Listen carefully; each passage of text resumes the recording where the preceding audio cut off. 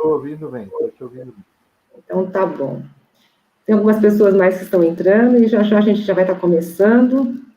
A gente teve alguns probleminhas aí com o link, então nós passamos agora a um novo link que eu passei para o pessoal do Facebook, passei também para o pessoal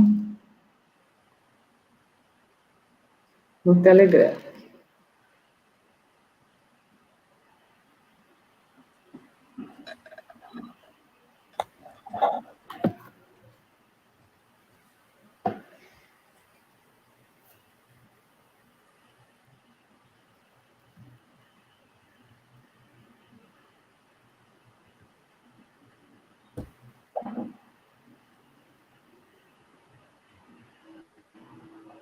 Só mais uns minutinhos para a gente começar, só porque o pessoal precisa pegar esse novo link.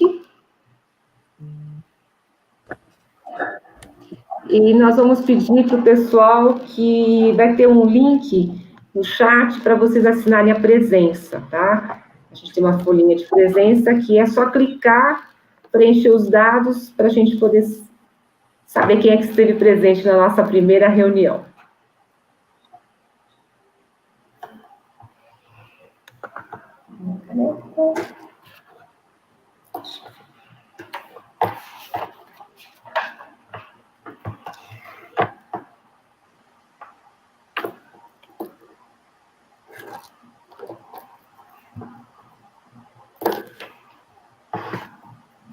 Bom, acho que a gente já dá para começar falando alguma coisa, né, Osmar? Então, primeiramente, eu quero agradecer a todos que estão presentes, e é com muita alegria, com muita felicidade que eu estou fazendo essa primeira reunião do Grupo de Estudos de Hipnose na Odontologia. É um prazer ter todos vocês aqui conosco. Eu só tenho a agradecer, né, por esse momento. A gente está estreando, né, um grupo, e esse grupo foi criado há um mês, exatamente há um mês atrás. Ele foi criado por conta de um desafio que o Osmar nos fez, né, diante de uma mesa redonda do grupo de estudos de hipnose, onde eu fui convidada a compor a mesa, e onde nós discutimos da hipnose na odontologia. E o Osmar, assim, sem eu saber, né, antecipadamente, enfim, me pegou bastante de surpresa, me desafiando a criar esse grupo. Foi assim que ele foi criado, né? E eu queria também estar falando para vocês que para mim, assim, é uma grande satisfação, uma honra mesmo estar com pessoas assim, como o Osmar, né? A importância que o Osmar tem na hipnose brasileira e mundial. O Dr. Osmar Colas é médico ginecologista, ele é o coordenador do grupo de estudos de hipnose da Escola Paulista de Medicina, Unifesp, há mais de 20 anos, né? Ele é reconhecido mundialmente pelos seus cursos, pelos seus livros, pelas suas palestras, conferências, enfim. O Osmar também já organizou congressos, né, aqui também no Brasil. É um grande ícone, aliás, no momento atual, podemos dizer que é um dos maiores nomes que nós temos mundialmente.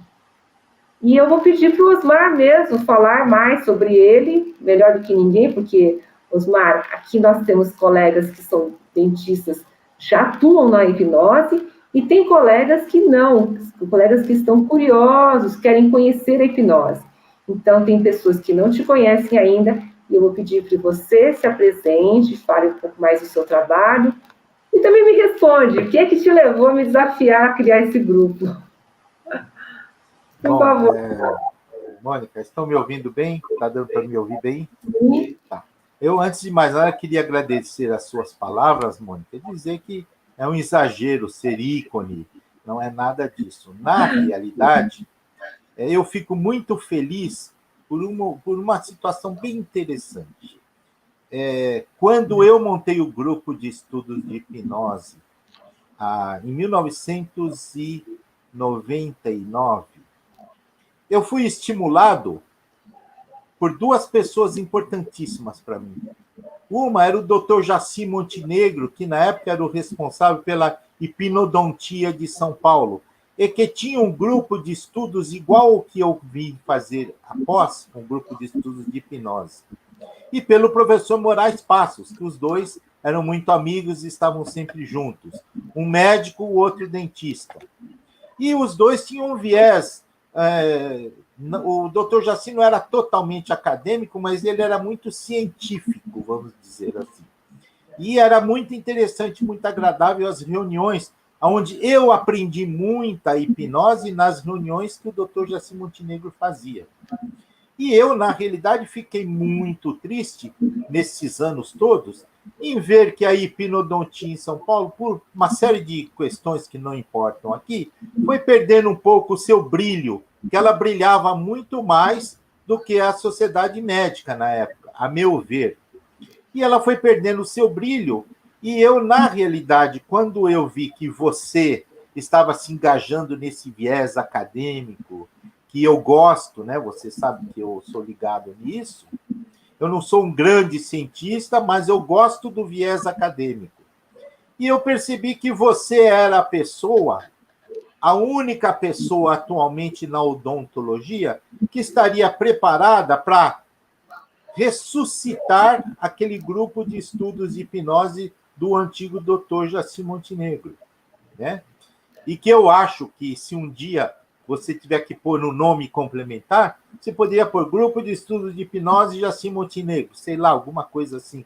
Porque ele realmente, para mim, foi um dos ícones, foi uma das pessoas que me motivou a montar o meu grupo de estudos de hipnose.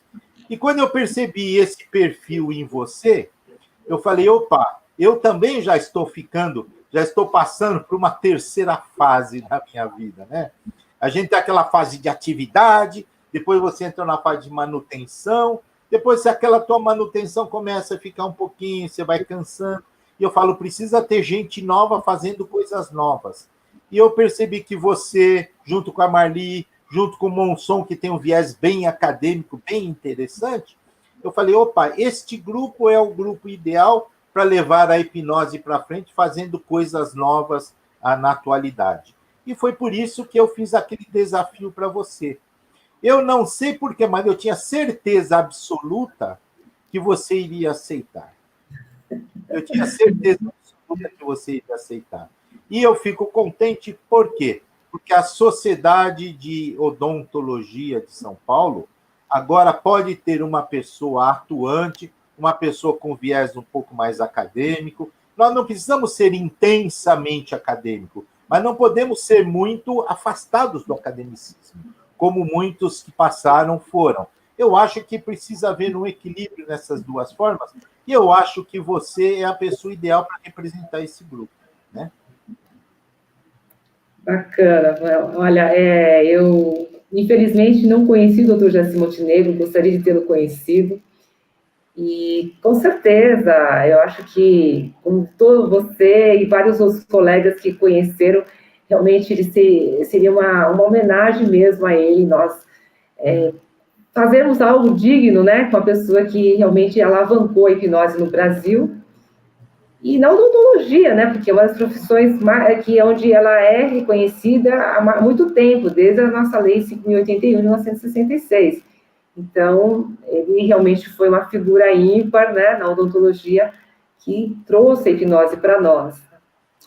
E, para nós falarmos em academicismo, né, como nós estamos falando, o tema de hoje que nós vamos abordar é justamente, ele é baseado num artigo, e esse artigo foi, na verdade, ele foi baseado no meu TCC, né, no meu trabalho de conclusão de curso, na medicina comportamental, onde o Osmar também foi um dos professores da medicina comportamental, foi justamente no módulo de hipnose, né? E na minha TCC eu desenvolvi uma revisão da literatura, cujo tema é a aplicabilidade dos recursos da medicina comportamental na ansiedade e na fobia dental, né? E a partir dessa TCC foi desenvolvido de uma maneira mais enxuta o artigo. E esse artigo culminou com os 20 anos do grupo de estudos de hipnose do Osmar, né?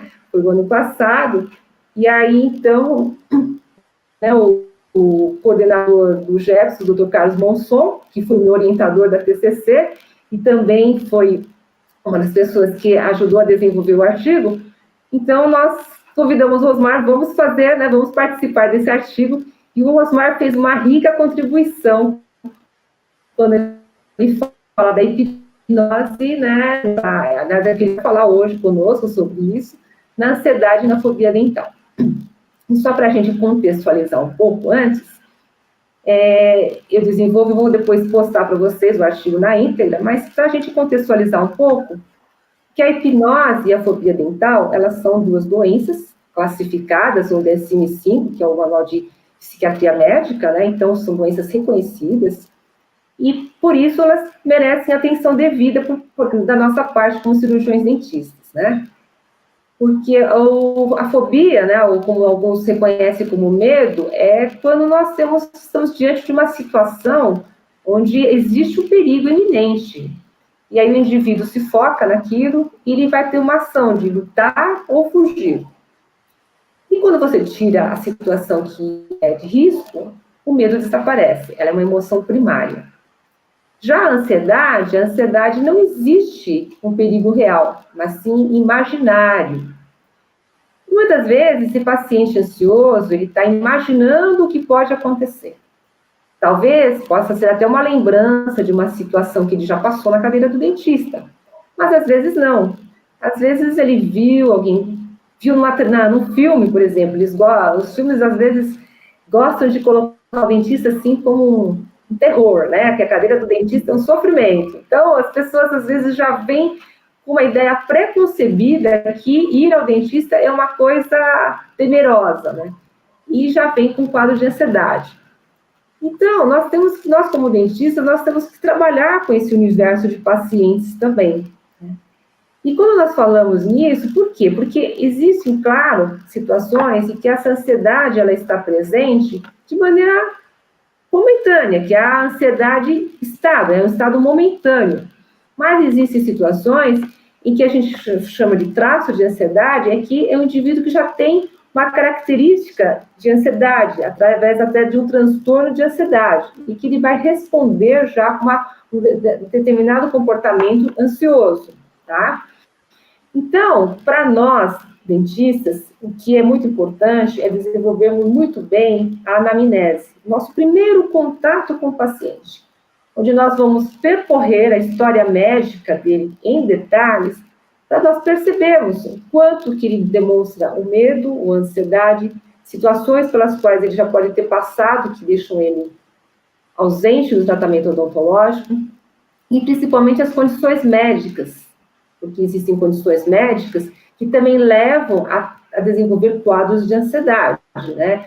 Condições médicas sejam cardíacas, sejam transtornos neurológicos, sejam várias doenças, inclusive, principalmente as doenças psiquiátricas, que hoje em dia nós temos uma quantidade grande de pessoas desenvolvendo crises de ansiedade, transtornos de ansiedade, distúrbios, né, de medo, então, fobias.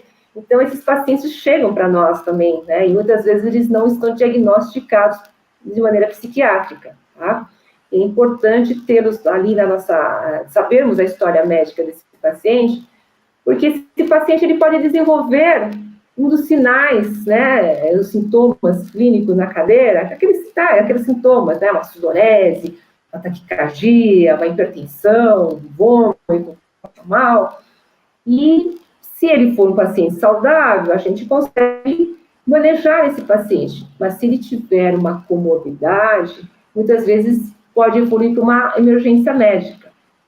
E a literatura fala que 75% das emergências médicas que acontecem na cadeira do dentista são decorrentes do estresse, da ansiedade e do medo do dentista.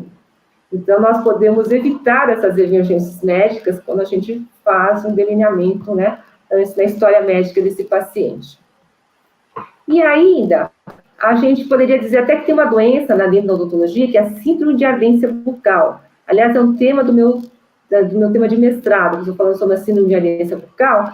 E esses pacientes, normalmente são da terceira idade, a grande maioria, e muitas vezes, esses pacientes também têm o quadro de ansiedade e depressão. Quer dizer, esses quadros de ansiedade, quando chegam na cadeira odontológica, se ele desenvolve uma ansiedade também dental, uma fobia dental, vai estratificar, vai piorar o quadro desse paciente, tá? Então, fica um círculo vicioso. O paciente, muitas vezes, ele tem ansiedade e tem a fobia dental, e aí ele evita ir ao dentista. E as consequências são danosas, né? Nós sabemos. Os dentes que não são bem cuidados, todo o quadro de saúde dele que acaba sendo prejudicado, custos, né? Que quando ele vai procurar, muitas vezes, às vezes ele tem perda dos dentes, ou então o tratamento fica até um pouco mais encarecido, né? Por conta de tantas coisas que poderiam ter sido evitadas ao longo dos anos.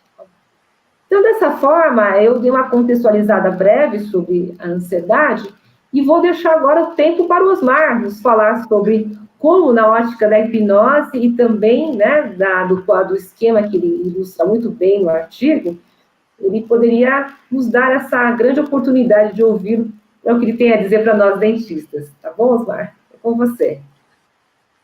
Mônica, você já falou as coisas mais importantes, mas eu queria só, voltando um pouquinho na apresentação, lembrar que um dos primeiros ícones da hipnose brasileira foi o Badra, que era um dentista, da qual Jaci Montenegro foi discípulo, e da qual, tá certo, muitos outros odontólogos foram discípulos também do Jaci Montenegro, e mesmo antes do Jaci Montenegro, muitos outros foram com o Badra, fizeram a escola com o Badra, a Escola da Hipnose Brasileira. E da mesma maneira que o Jaci Montenegro me apadrinhou quando entrei no grupo de estudo de hipnose, eu fico feliz de, entre aspas, estar apadrinhando este seu grupo, tá certo? E espero que ele dê vários frutos, como eu tenho sentido no meu grupo de estudos de hipnose, particularmente. Com relação à ansiedade, é bem interessante pelo seguinte. Primeiro que nós devemos voltar. Você falou que se acabou o seu curso na medicina comportamental.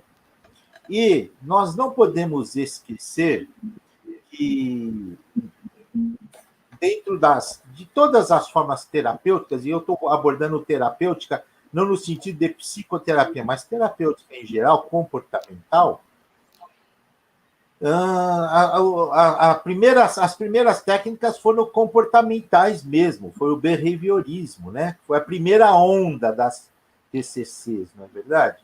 E o behaviorismo foi repleto de uso da hipnose nele. Então, todos aqueles primeiros behavioristas usavam a hipnose classicamente, tá? E entre eles o Pavlov, que foi quem primeiro fez uma definição da hipnose, que era a inibição recíproca. Tá? Então, quer dizer, a hipnose ela nasceu dentro do behaviorismo. Depois, com a evolução das terapias cognitivo-comportamentais, depois as cognitivas, também todos os cognitivistas, de alguma forma, usaram as técnicas de hipnose. Então, a hipnose ela é um instrumento natural dentro da medicina comportamental ou das terapias cognitivo-comportamentais. Isso é um primeiro ponto. E não podemos esquecer que um dos maiores focos e os primeiros focos das terapias comportamentais foram exatamente os estados de estresse e ansiedade. Então, é muito lógico que a hipnose seja um dos instrumentos importantíssimos dentro das técnicas comportamentais na abordagem, em qualquer situação, seja na odontologia, na medicina, em qualquer outra situação, fisioterapia, né, em qualquer situação em saúde. Não só em saúde, em educação também, né, em comportamentos em geral. Agora, devemos lembrar também que a hipnose, na odontologia, como mesmo na área da medicina, ela tem vários focos. Um foco, por exemplo, é o foco de lidar com hábitos desagradáveis, tiques, né? Tem pessoas que têm tique de ranger dentes, que está ligado com o estado de ansiedade, mas é um tique também. Tem pessoas que têm hábitos de ficar mastigando coisas, às vezes coisas que nem existem, né? Uma vez eu vi um que dizia que mastigava a língua. Eu não consigo entender como que alguém mastiga a língua. Mas ele via mastigando e falava, mas o que você mastiga? A língua. Eu falei, poxa, eu nunca vi isso. E nós temos também o uso da hipnose no controle da dor, seja dor crônica ou dor aguda na hora que você está fazendo uma anestesia, uma analgesia, para fazer um procedimento dentário. E nós temos o foco, que a gente chama terapêutico, psicoterapêutico, e às vezes vem aquela discussão, mas dentista pode fazer psicoterapia? Não. Existem aquelas formas, vamos dizer, objetivas de terapia, que é para você fazer o seu procedimento. Então, por exemplo, pacientes com muito medo, pacientes com muita ansiedade na hora de um procedimento, o dentista que tem essa noção, que sabe lidar com estas situações, vai ter um resultado muito melhor e um conforto para trabalhar muito maior do que aquele que não tem, né? E então eu acho que existem diversas situações onde o uso da hipnose em odontologia pode ser utilizado. Então, esse é o primeiro ponto: controle de dor, controle de hábitos, controle para dor crônica, né? E uma série de outros sintomas em odontologia.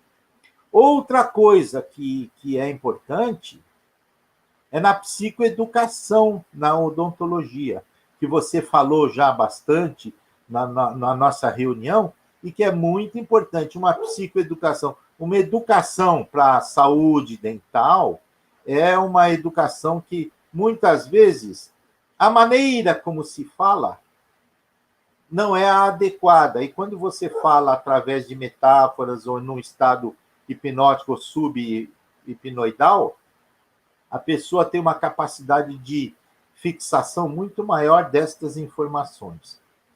E uma outra coisa que eu acho interessante a gente lembrar é que você falou o esquema que eu gosto de falar, né? Que é do Kretschmer, né? Por neuropsiquiatra, que em 1930, na década de 30, ele estava atrás de transtornos psicossomáticos. E ele foi muito conhecido por causa da biotipologia. Ele descreveu as pessoas que eram longilíneas, brevilíneas ou normolíneas, né? E, junto com isso, ele achava que cada tipo de pessoa tinha tendências para ter alguns grupos de doenças.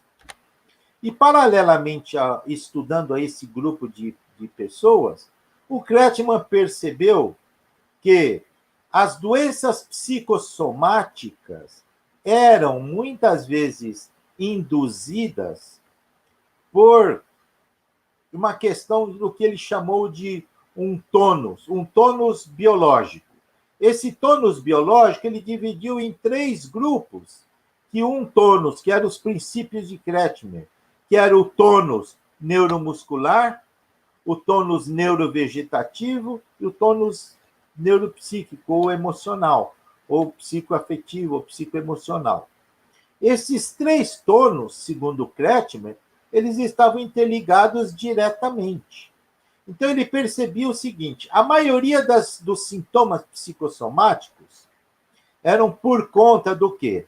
Do distúrbio na modulação do sistema simpático-parasimpático, do sistema neurovegetativo. Então, olha que interessante. Uma pessoa que estava num estado, o sistema neurovegetativo muito excitado, ou seja, o sistema simpático, principalmente, estava muito excitado, essa pessoa tinha maiores alterações gastrointestinais, maiores alterações de pressão arterial, maiores alterações respiratórias, maiores alterações, menos capacidade de... tinha uma série de sintomas, por exemplo, de adaptação ao estresse, menos tolerância, tinha diminuição da crítica, diminuição do foco de atenção. Quando o Kretschmann percebeu isso, ele percebeu que, através desses 3 grupos, tônus neuromuscular, tônus neurovegetativo e tônus neuropsíquico, se ele conseguisse controlar estes 3 tônus, ele conseguiria diminuir muito os sintomas psicossomáticos, da qual o estado de ansiedade intensa fazem parte. Então, o que ele propôs?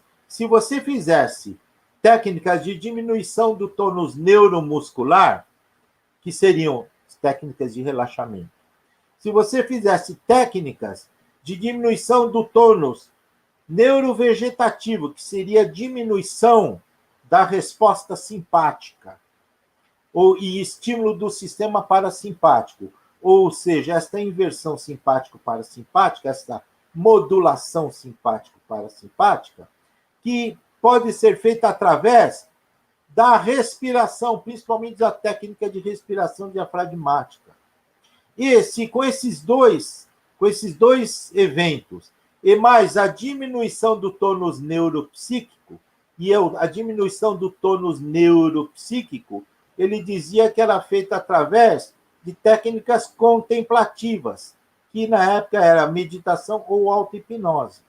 Então, o Kretschmann, ele viu que se você faz técnica de respiração, técnica de relaxamento e técnica contemplativa, essas três técnicas juntas, você modula o teu sistema neurovegetativo, você diminui o teu sistema simpático e você faz com que essa pessoa fique muito mais adaptada, tá certo? Muito menos ansiosa e tem uma série de repercussões.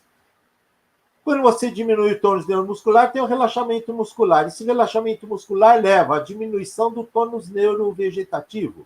Diminui pressão arterial, diminui frequência respiratória, diminui frequência cardíaca, melhora a circulação, você tem uma vasodilatação, você melhora a circulação renal, você melhora a circulação hepática, você tem diminuição da liberação de insulina, aumento, aliás, da liberação de insulina, com diminuição da sua glicemia, e você tem uma série de benefícios só com a mobilização, a diminuição do sistema simpático. E, ao mesmo tempo, você tem diminuição do estresse, diminuição da ansiedade no teu sistema neuropsíquico. Você tem aumento da sua capacidade de atenção, aumento da sua capacidade de focar a atenção, de foco, aumento da tua capacidade de memória, diminuição da crítica, que nós usamos muito isso, as técnicas de relaxamento para diminuir a crítica, para fazer a indução de sugestões hipnóticas. Você tem aumento da tolerância. Então, uma pessoa que qualquer encostadinha já sente dor, com essa técnica de relaxamento, ela vai diminuir, ela vai aumentar a tolerância, então ela vai conseguir suportar um pouco mais aquelas manipulações. Ou seja, eu tenho este Kretschmann como uma das pessoas mais importantes, porque não foi ele que inventou, ele delineou estes princípios que hoje são importantíssimos no gerenciamento do estresse e da ansiedade em geral.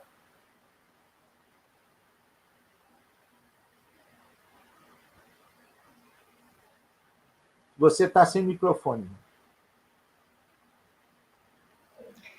Então, isso tudo seriam a base, os princípios, para quem pessoal, principalmente o pessoal que ainda não conhece a hipnose, tem um delineamento de tudo que pode ser realizado a partir da hipnose, que da hipnose não é apenas a gente chegar e piscar de dedos, mas a gente tem todo um processo e onde nós conseguimos, através de técnicas de hipnose, a modular esses sistemas e conseguir com que nós possamos deixar o nosso paciente mais relaxado, menos ansioso, aderente aos tratamentos, né? Tem a maior aderência ao tratamento, enfim, facilita a vida do dentista e do paciente.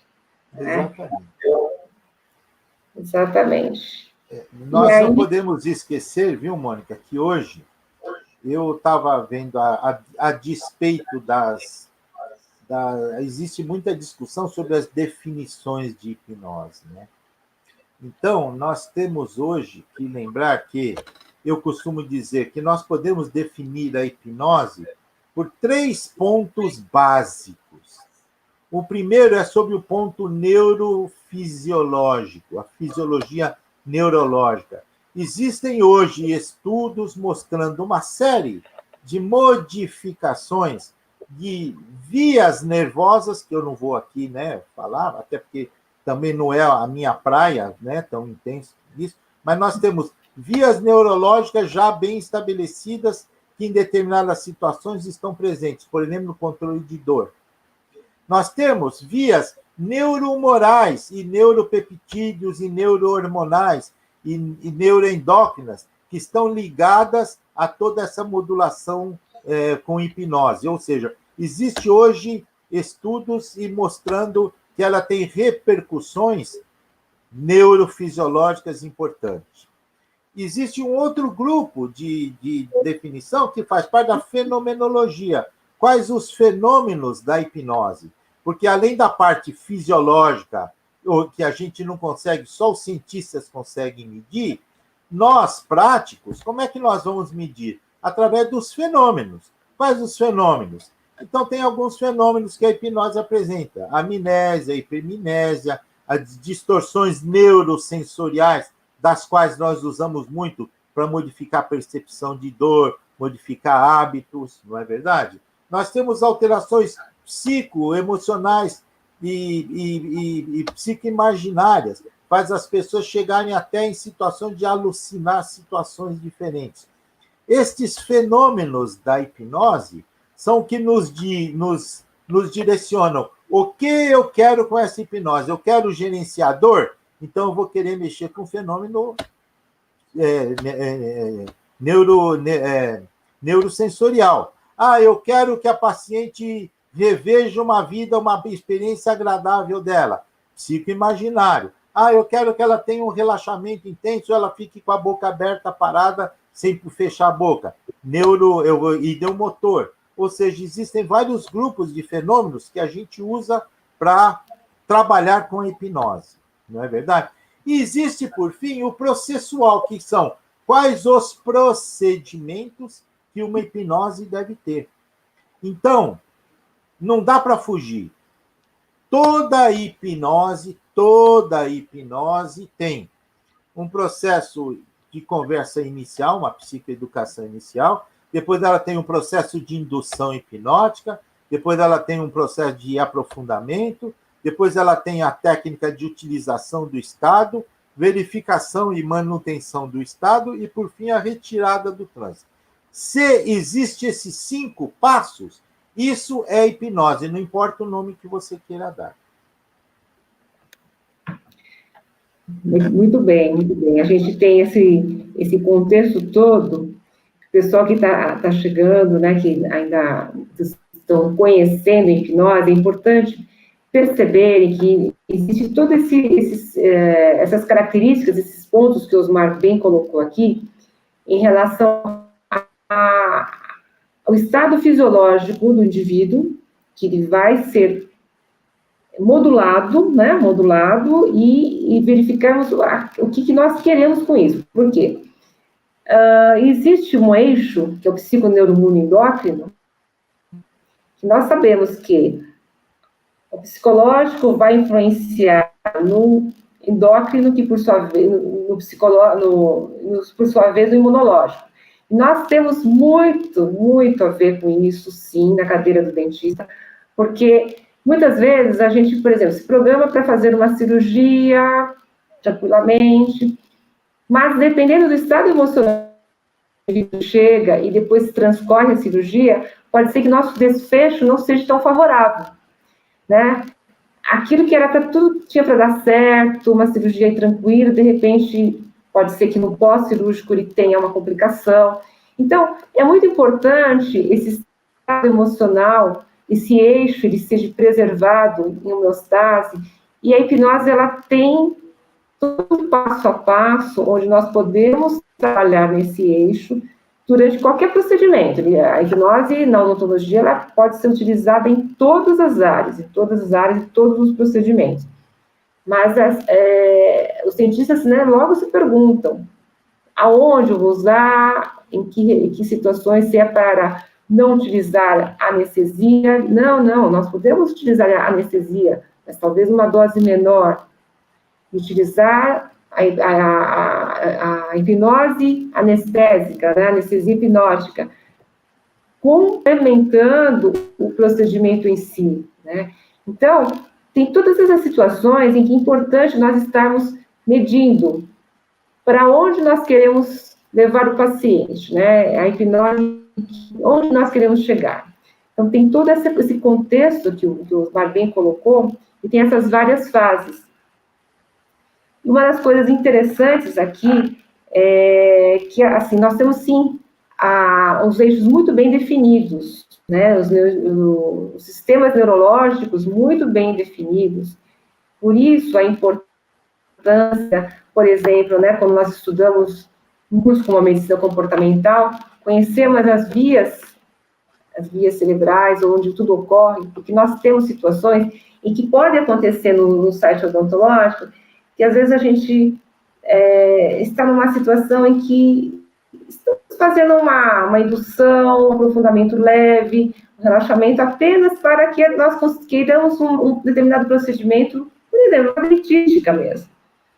Mas aí, o paciente pode ser que ele aprofunde, e pode ser que ele traga, né, um conteúdo ali. E é importante que nós, dentistas, saibamos que é importante nós estudarmos mais essa amplitude, né, os conhecimentos que podem acontecer durante uma hipnose, porque não é necessário estudar, mas o que eu quero deixar muito claro é que não é simplista, não é isso, Osmar? Nós temos situações das mais diversas. Nós não somos terapeutas de cadeira, nós somos dentistas. Exatamente. Mas existem maneiras de se lidar, que eu acho que o dentista aprende sim, né? Então, por exemplo, vou dar um exemplo aqui que parece, né, mas é um exemplo comum. Você vai fazer uma indução de hipnose em alguma pessoa, e esta pessoa pode, naturalmente, ela pode estar passando por uma situação difícil na vida dela, e na hora que você põe ela para relaxar, ela pode buscar esse trauma emocional, essa situação emocional, e ela pode ter uma catarse ali e começar a chorar. O dentista, ele não precisa fazer a terapia, mas ele tem que saber como fazer esse apoio, esse holding desta paciente naquele momento, o que não é difícil, mas é um aprendizado que tem que ser feito. Uma outra situação que já me aconteceu na prática clínica é um paciente que, durante uma indução hipnótica, de repente, talvez ele tenha uma religião, dessas religiões afro, né? E ele incorpora, por exemplo, uma entidade. Isso já me aconteceu. E nós temos que ter conhecimento de como lidar com esta situação. Por quê? Porque você simplesmente fugir, sair, querer acordar. Eu já vi hipnólogo vendo o paciente entrar numa situação dessa e querer dar tapinha no paciente, acorda, tirar, porque ele não sabia como lidar. E ele tem que estar preparado para lidar com essas situações. São situações adversas, reações adversas, que fazem parte. É uma das disciplinas de um curso de hipnose, né? Reações adversas durante uma indução. Isso tem que ser aprendido pelas pessoas. Por quê? Porque são situações, você imagina, se você não está fazendo hipnose, não está fazendo nada, não é procedimento seu nenhum, e a pessoa tem uma situação dessa, ela entrou espontaneamente, isso pode acontecer. Mas se você estiver fazendo um procedimento e a pessoa buscar um processo desse, seja uma abreação, ou seja uma incorporação, ou qualquer outra situação, ou até um surto psicótico que pode advir, você passa a ser responsável, porque você, veja bem, o médico, se está fazendo hipnose, uma hipnose feita pelo médico, isso é um ato médico. Uma hipnose feita por um dentista, isso é um ato odontológico. Você percebe? E esse todo ato tem responsabilidade. Então, é importante a gente deixar bem claro que as pessoas... não é só aprender a fazer uma hipnose num final de semana e achar que já está pronta. Que ela tem que estar preparada para essas situações adversas que podem acontecer. Sim. E, como você bem disse, né, até com o exemplo de uma colega que aconteceu, ela tem um conhecimento, ela inclusive também tem a pós-graduação na comportamental, E aconteceu de um paciente, digamos assim, ter uma situação de incorporar, mas ele estava na sala de espera ainda. Então, não estava nem no ato, né, da hipnose em si, nem no tratamento. Então, são situações que, quando nós estamos preparados, né, fica mais, o manejo dessa situação fica um pouco mais tranquila. E é importante que no curso a gente perceba, porque, como bem disse Osmar, temos pacientes que hoje em dia estão assim, à base de surtar, né? Surtar um pouco, né? Então, a gente precisa estar assim, bem atentos a isso. E a hipnose, com certeza, conhecendo a hipnose, a gente vai. Não é a hipnose em si, de fazer a hipnose, mas todo o conhecimento do curso que te leva a conhecer procedimentos que podem ocasionalmente ser necessários. Não é isso, Osmar? Mas, olha, Exatamente. a gente tem muito o que conversar, né? Como você disse, no curso, não é no curso de final de semana que a gente aprende a fazer hipnose. A gente aprende e dá um passo, né? Mas tem muito mais que vai além, que acontece, né, nos casos. Veja bem, vamos pegar um exemplo, um paciente que, por exemplo, que vai para fazer uma extração dentária, uma coisa relativamente simples. Então, esse paciente tem alguns medos de dentista. Então, você, como uma hipnóloga e uma hipnodontista, né, você vai usar uma técnica de psicoeducação associada muitas vezes com uma forma de falar neurolinguística que faz parte hoje do aprendizado da hipnose, que é a comunicação efetiva, né? Então, você já vai ter uma maneira de conversar com esse paciente para prepará-lo para o procedimento. Aí você vai explicar como que é a hipnose para ele. Aí depois que você explicou, você vai fazer uma indução. A tua primeira meta qual é? Diminuir a ansiedade desse paciente. Então você tem que estar preparada para essas técnicas de diminuição de ansiedade. Logo a seguir, você vai fazer uma indução de uma anestesia. Então você tem que saber fazer, dentro desse seu processo de hipnose, não só diminuir a ansiedade, mas você tem que fazer uma indução anestésica específica. Você vai anestesiar o local. Terceiro ponto, às vezes esse paciente começa a fechar a boca. Então você vai criar, além do processo de analgesia, você vai criar um processo ideomotor de fazer com que ele consiga manter a boca aberta sem fechar. Aí, na sequência, esse paciente começa a salivar muito, ou muitas vezes a sangrar muito, e nós sabemos que a hipnose ajuda na diminuição da salivação e ajuda muito na diminuição do sangramento. Então, você tem que saber dar essa sugestão para diminuir tanto sangramento como salivação. Quando acaba o procedimento, você vai deixar uma sugestão pós-hipnótica de algum tempo para que ele continue, junto com aquele anestésico que você eventualmente usou, que ele continue potencializando aquele anestésico por algumas horas para não ter dor. E, posteriormente, lógico, você vai dar algum analgésico, mas junto com aquele analgésico, você já vai ancorar uma sugestão de potencialização daquele analgésico, como se fosse uma auto-hipnose, uma âncora. Aquele analgésico, junto com a tua sugestão, vai amplificar o efeito daquela medicação. Então, é importante nós percebermos que a pessoa tem que estar preparada para todos estes passos para um simples extração de dente. E o médico que vai fazer uma simples, sei lá, tirar uma verruga, tem que fazer o mesmo processo. Você percebe? Então, são procedimentos complexos que quem faz hipnose tem que estar preparado para fazer esta cadeia sugestológica. Ele tem que estar preparado para ter todo esse jogo de cintura durante esse ato. Por isso que não dá para fazer isso no finalzinho de semana, não é verdade? Sim. E como você bem disse, né, que até você salientou, nós falamos muito na psicoeducação, porque uma das características que a gente leva, né, no artigo é sobre a prevenção, lógico, é o primeiro caminho, né, que o paciente ele não chegue a ter um estado de saúde bucal que faça com que ele tenha toda essa esquiva do tratamento, né, ele tem esse medo, porque a boca dele pode estar com muitas situações que são constrangedoras até para o paciente e dor também. Então, a psicoeducação, no sentido da boa higiene, dos cuidados, dos autocuidados.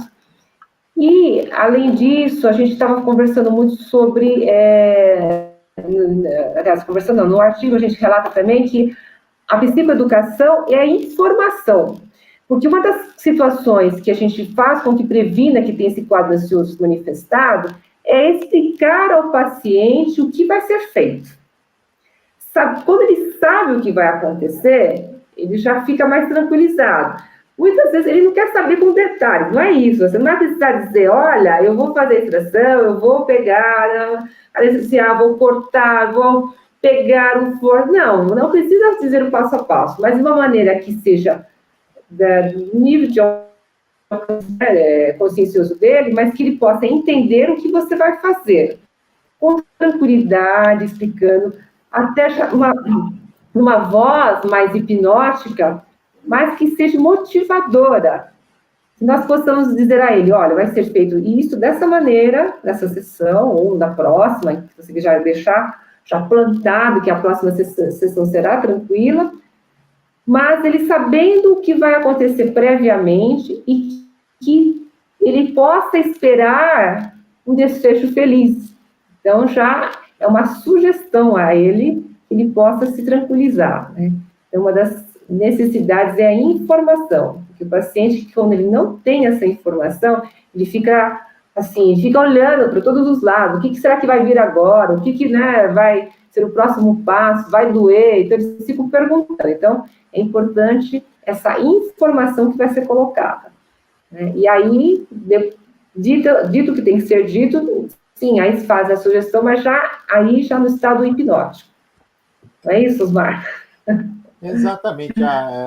Existe um trabalho bem interessante, um livro, que chama Psicoterapias Baseadas em Evidências.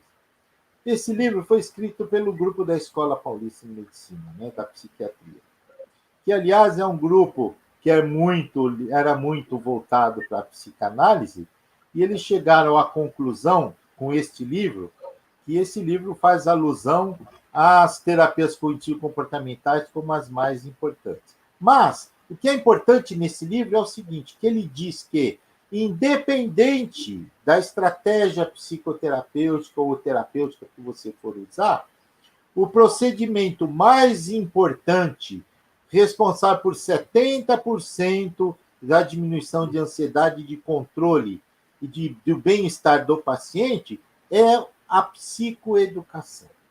E a psicoeducação, ela deve ser feita num setting, ou seja, a pessoa está sentada na sua frente, você vai iniciar a psicoeducação, mas você deve iniciar essa psicoeducação sempre criando um ritualzinho. Por quê? Porque esse pequeno ritual faz com que ela coloque-se numa disposição mental para receber aquelas informações. E esse settingzinho pode ser simples, uma respira fundo, solta, eu vou te dar umas informações, eu quero que você relaxe tranquilamente e ouça as informações que eu vou dar. Esse simples iniciozinho faz com que ela entre num estado, vamos dizer, num estado já modificado, num estado já voltado para a sua orientação, e a partir daí a sua psicoeducação vai ter muito mais vai ser muito mais efetiva. Mas, sem dúvida, a psicoeducação é fundamental. Com certeza. A gente tem essa situação que muitas vezes passa meio desapercebida, né, para alguns dentistas, principalmente às vezes os mais jovens, que ainda, né, mas que estão começando a carreira, mas é muito importante esse momento, porque é o que a gente diz, são minutos que você não está perdendo, pelo contrário, você está ganhando em muito no tratamento. Tempo que você está colhendo as informações, passando as informações para o paciente, é onde você realmente vai ter a conquista de um resultado melhor, né? A gente está deixando à disposição para as pessoas entrarem com perguntas também, aqui pelo chat, né? Tem alguns comentários, tem colegas aqui que também estão dizendo que tiveram situações de abreação, como você também já teve, como você descreveu, Osmar. Então, não é uma situação tão incomum, né? Acho que muitos de nós, dentistas, já tivemos situações semelhantes, né? E E uma vez eu me lembro de uma paciente, ela chegou meio assim, atordoada, ela olhou para mim e falou assim, você pode me dar um passe? Eu falei, o quê? Eu falei assim para ela, peraí, eu dei uma leitura breve para ela, assim, olha, vamos ler isso aqui, vamos fazer uma respiração profunda, alguma coisa mais tranquila, mentaliza, né, tranquilamente. A pessoa queria que, né, uma oração, alguma coisa, ela queria que fizesse alguma coisa por ela, né?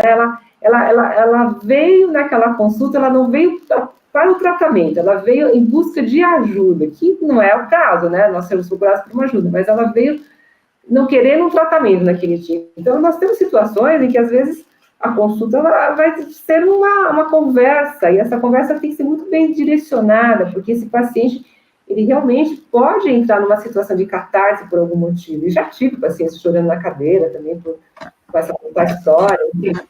Então, a gente tem que estar aberto e preparado, principalmente muito preparados para isso, né?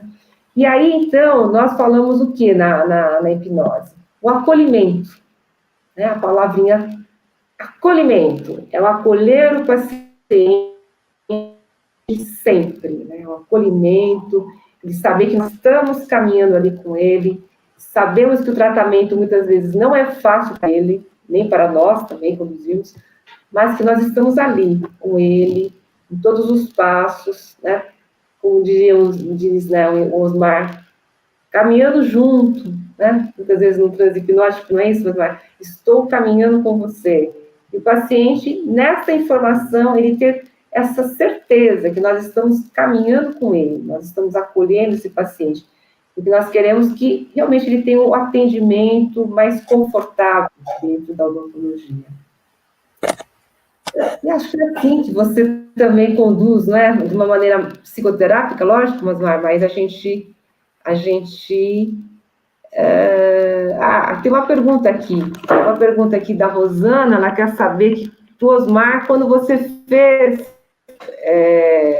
ele quer saber o que você fez quando o paciente entrou em transe ou recebeu uma entidade, qual que é a sua conduta? A Rosana é uma colega do nosso grupo do Gepsos, ela não é dentista, ela é economista e está cursando enfermagem. Muito interessada na hipnose, Osmar. Que bom, que bom. Olha, eu vou contar uma coisa para você. Por acaso, eu já estava preparado para isso. Por quê? Porque um dos meus mestres foi o Dr. Joel Priori Maia. E o Dr. Joel Priori Maia tinha um assunto que ele gostava muito de falar, que era situações adversas durante a indução hipnótica. E ele falava muito, principalmente no Brasil, destas situações das pessoas receberem entidades, né? E é muito gozado, porque, à luz da psiquiatria, eles vão dizer que isso são processos dissociativos. Tudo bem. Não, à luz da religião, da coisa, são incorporações, são eventos dentro de um processo de espiritualidade individual. Eu não vou entrar aqui no mérito desta questão. O que eu vou entrar é o seguinte: se você já está preparada para uma situação desta, que vale a pena a gente se preparar, principalmente no Brasil, a gente tem que entrar. Eu lembro que o primeiro livro que eu li de PNL do Grinder e Bandler, ele dizia que a gente precisava entrar, entre aspas, aqui, hein, pelo amor de Deus, na loucura dos outros. Então, você tem que entrar na situação que o paciente está. Esse paciente, na verdade, era um rapaz, era um enfermeiro, né? E que, por um acaso, ele recebeu uma entidade e essa entidade entrou um pouco agressiva. E eu fiquei um pouco preocupado no consultório, porque era um enfermeiro forte, muito forte, grande, forte, aquela entidade, e eu sozinho dentro da sala do consultório com ele. Então, eu tive o cuidado de começar a conversar com a entidade. Então, eu tive que entrar na situação e negociar com a entidade. E dizer para a entidade que eu, na realidade, estava tentando aliviar. E aí a gente usa termos, né, adequados para o momento, tá certo? Então, eu tive que negociar com aquela entidade e dizer para ela que eu estava querendo ajudar aquele corpo para que ele pudesse recebê-la de uma maneira mais confortável e tranquila, e que eu pedia licença para que ela me deixasse continuar trabalhando com ele. E fiquei conversando um pouquinho, e falou, aí eu parei, fiquei parado, e aquela entidade ficou ali um pouquinho, dali um pouquinho, sumiu. E aí eu pude fazê-lo sair, eu imediatamente o tirei do trânsito, mas eu tirei como? Não imediatamente. Eu fiz ele retornar trazendo consigo uma situação de bem-estar, calma, tranquilidade, sabendo que situações inesperadas aconteceram, mas que isso não tem problema, que isso não diminuíram o resultado do nosso trabalho até aquele momento. E retirei a pessoa do transe, né? E aí, depois disso, que ele foi me contar que ele era praticante de candomblé, tá certo? E que na realidade, o problema dele era um problema de relacionamento com a namorada, mas ele não me contou isso inicialmente, que foi uma falha minha, eu devia ter perguntado isso na anamnese. Depois disso, eu nunca mais deixei de perguntar na anamnese qual a religião que a pessoa pratica, né? Que é importante. Mas tem que negociar. Eu estava preparado, porque eu já tinha aprendido isso, que a gente deveria entrar na situação e negociar com a entidade. E eu consegui negociar com a entidade. Houve uma vez que eu não consegui identificar, eu não consegui negociar. Eu estava no ônibus de viagem, voltando com meu filho, numa viagem que nós tínhamos feito a Florianópolis, numa excursão. E dentro do ônibus, uma senhora, de repente, desceu uma entidade nela, incorporou, e uma entidade agressiva começou a bater, quebrar o ônibus, jogar as coisas no chão. Saiu todo mundo de dentro do ônibus. E eu falei, caramba, vou tentar negociar com ela. E não consegui negociar, a entidade ficou agressiva comigo, como se eu quisesse fazer a cabeça daquela pessoa que ela estava incorporada. Você percebe? Então, às vezes não é fácil, mas a gente tem que estar preparado. E você veja que uma situação dessa pode acontecer na rua. Se você está acostumado, se você sabe lidar com isso, tudo bem. Se você não sabe lidar, a gente tem só que proteger para que a pessoa não se machuque ou não machuque alguém e dar um tempo, porque isso normalmente passa sozinho também, né? Sim. E eu te pergunto, Osmar, e aí esse seu paciente, esse enfermeiro, né, que estava no seu consultório, quando ele retornou do transe hipnótico, ele tinha lembrança do que tinha acontecido? Ele tem essa incorporação consciente? Não, ele soube que incorporou, mas ele não soube o que aconteceu, entendeu? Mas foi muito interessante, porque ele estava com um processo de relacionamento, uma dificuldade de relacionamento, de aceitar uma namorada, que era um problema, as coisas de ciúme muito intenso, né? Mas depois disso ele melhorou muito, foi gozado, porque eu nem fiz o procedimento, eu fiz uma sessão, ele ficou com vergonha, muito envergonhado, e não retornou depois. Mas depois de uns tempos, olha que interessante, eu o encontrei num hospital. Ele, na realidade, era no hospital que eu trabalhava, ele também trabalhava lá. Eu o encontrei no hospital e conversei com ele, falei, como você está, tal. Falou, tudo bem, eu casei e tal, ou seja, o problema, o relacionamento dele melhorou, porque ele casou, né? Então, eu supus isto. Mas são situações que podem acontecer. E também nós precisamos entender que hipnose não é infalível, que, pelo contrário, ela pode... muitas coisas, muitas pessoas que procuram hipnose, é que elas já procuraram todas as outras coisas e não conseguiram. Então, nós não podemos nos iludir achando, primeiro, que vamos resolver tudo, e não nos derrotarmos se nós não conseguirmos resolver aquele problema. Com certeza, e é bem lembrado que as pessoas que nos procuram, muitas vezes, elas já procuraram tudo. Eu bem me lembro que tinha um trabalho que era feito na USP, até com o doutor Miguel, né, que é um dentista, colega nosso, e ele me convidou, eu fiquei alguns meses com ele lá na USP e no departamento de prótese, onde as pessoas tinham dores, né, por conta da disfunções temporomandibular ou por conta do bruxismo, Então, naquele departamento da clínica, havia várias modalidades, né? Os dentistas que faziam placas, tinham os acupunturistas, tinham fisioterapeutas, tinham diversas modalidades terapêuticas, e inclusive a hipnose. Então, quando chegava para a hipnose, é porque eu tinha passado por todos ali, quer dizer, né? Não resolvi a hipnose, né? E é isso, o paciente, ele vem esperançoso para a gente, né? Porque ele está estressado. E eu me lembro, apesar do pouco tempo que eu convivi com eles lá, os pacientes, inicialmente, eles vêm numa expectativa grande, né? E muitas vezes, até por conta do acolhimento que é a hipnose, eles se entregam mais facilmente também, né? Por causa da alta expectativa e do acolhimento. E muitas vezes a gente tem um resultado bastante favorável, sim. Né? Não vou dizer que a gente tem uma 100% de ausência de dor, não é isso, mas uma melhora muito significativa dos quadros de dor. Isso é muito importante. E só voltando um pouquinho, quer falar? Pode falar, né?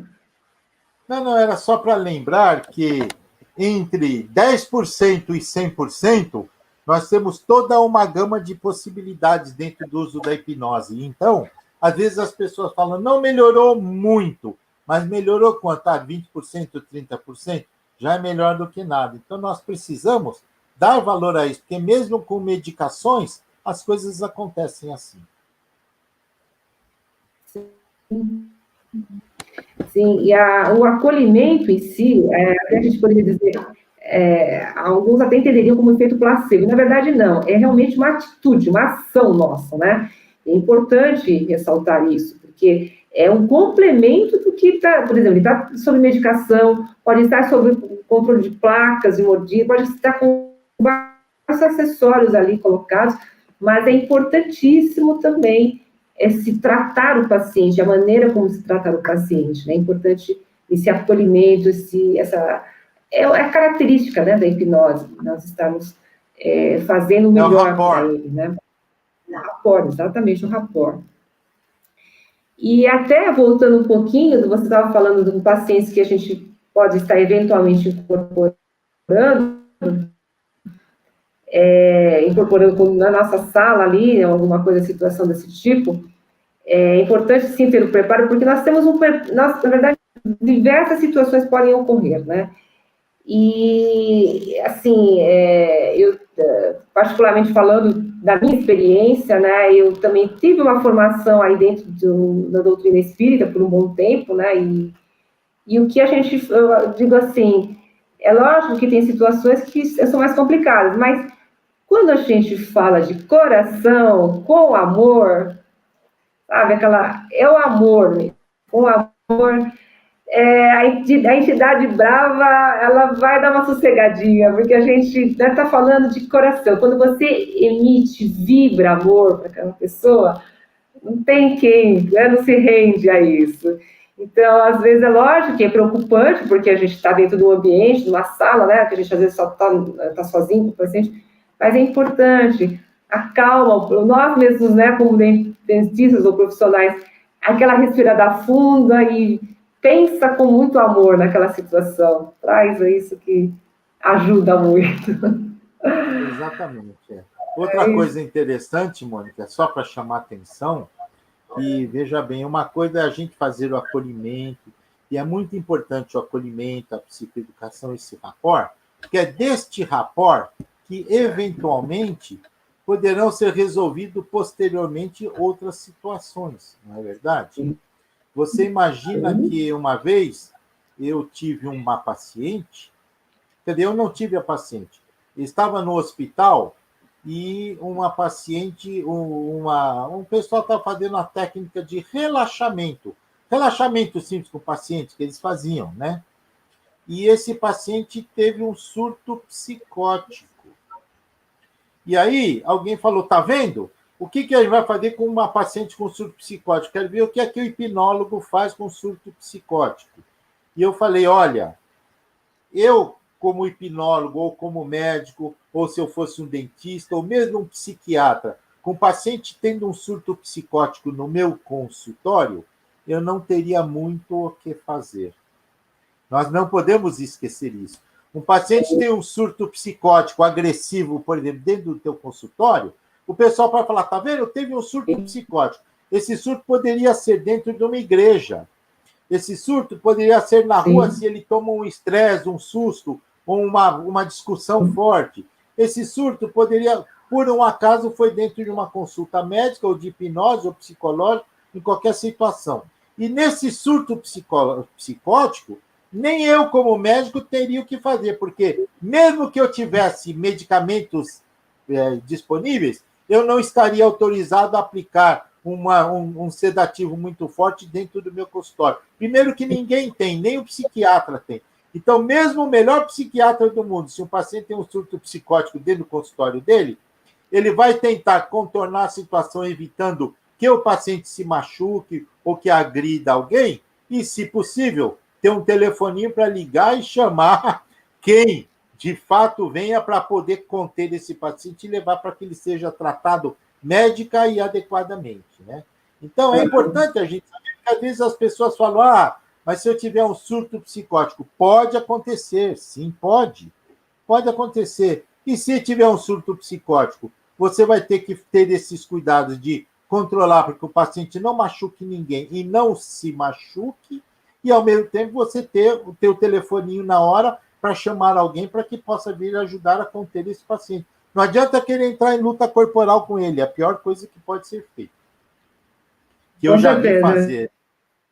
Eu já vi fazer. A gente está finalizando, só tem uma perguntinha aqui que a Rosana quer saber de novo, qual daquele psiquiatra que você falou no início, que fala sobre os sintomas psicossomáticos? É o Kretschmer, né? É isso que você falou? É Ernest Kretschmer.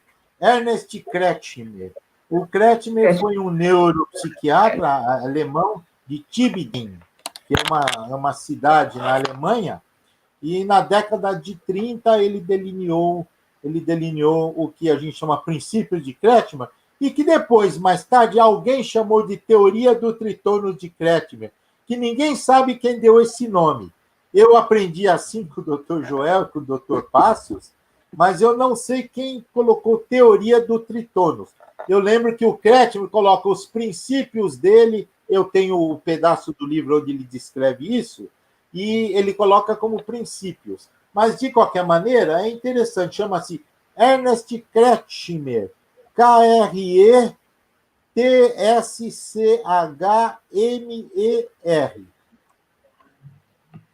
Ok, muito bem. Eu acho que, então, é o que nós estamos rendendo bastante, né? Aqui já falamos sobre os nossos tópicos principais, e aqui eu não vejo mais nenhuma pergunta. Você quer fazer mais algumas considerações, Osmar? Eu quero simplesmente parabenizar você, a Marli, o Monson, pelo brilhante trabalho e pela... Eu estou com uma expectativa muito positiva disso que vocês estão fazendo. Eu acho que, principalmente dentro do viés acadêmico, científico que vocês estão fazendo, eu acho que vai ser uma alavancagem vamos dizer, uma nova ordem na odontologia, na hipnose e na odontologia em São Paulo e no Brasil, né? E principalmente hoje, com a possibilidade. Você, talvez, eu não sei quem está te assistindo, mas deve ter gente de Portugal. Eu sei que foi distribuído, que foi contatado pessoa do Panamá. Eu sei que tem pessoas do Chile que foram contatadas, da Espanha. Ou seja, provavelmente esta pandemia está fazendo com que a gente aprenda a expandir cada vez mais esta possibilidade de troca de informações de um nível muito maior do que a gente fazia quando fazia as nossas reuniões fechadinhas com aquele grupinho habitual.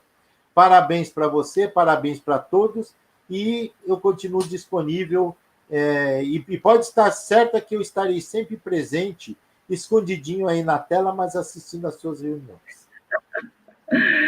Escondidinho nada, você vai estar presente conosco, sim, Osmar. Eu que agradeço. Sim, nós temos sim, um pessoal aqui, temos a doutora Beatriz Testa, do Panamá, está conosco, é um prazer também, ela que esteve conosco naquele dia na nossa mesa redonda, está aqui de novo. Muito obrigada, doutora Beatriz.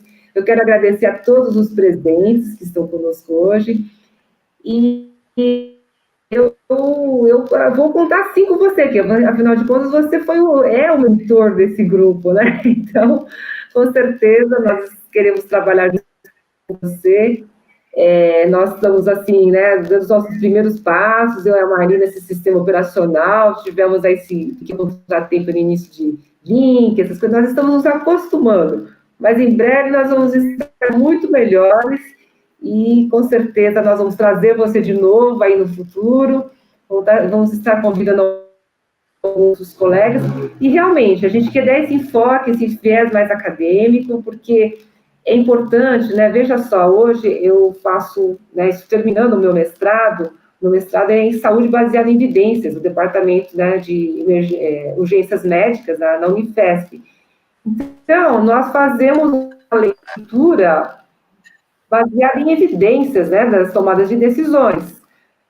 E quão importante isso, né? A gente está falando em evidências, porque eu até quero uma hora fazer uma apresentação para o grupo, porque a intenção é que a gente possa fazer discussões de artigos e falar um pouco também sobre os níveis de evidências dos artigos, para apenas para dar uma breve visão geral, né, para as pessoas entenderem, porque hoje a gente tem bastante informações, às vezes, somente do Dr. Google, né, e que fica, às vezes, assim, né, até onde aquilo tem seriedade, não é? E a gente realmente, tentar se respaldar o máximo com evidências, né, mesmo que as evidências ainda sejam na pirâmide de Oxford, as evidências ainda são pequenas, né, mas que elas têm realmente alguma evidência científica, porque, ainda mais hoje com as diversas redes sociais, a gente tem muita gente falando, muita gente querendo ensinar, muito achismo, né? Muita gente contando causos, mas como a gente tem que estar preparado academicamente e no consultório para as eventuais adversidades que podem ocorrer, é importante, sim, a gente estar, né, se preparando dentro das melhores evidências. Eu acho que aqui o pessoal está agradecendo. Mais uma vez, muito obrigada, Osmar, de coração. Obrigado a você, a todos. Você ter esse... E um beijo no coração. Prazer. Beijo no coração de todos. Muito obrigada e até a próxima, gente. Um grande abraço a todos. Até logo, tchau. Até logo, tchau, tchau. Tchau.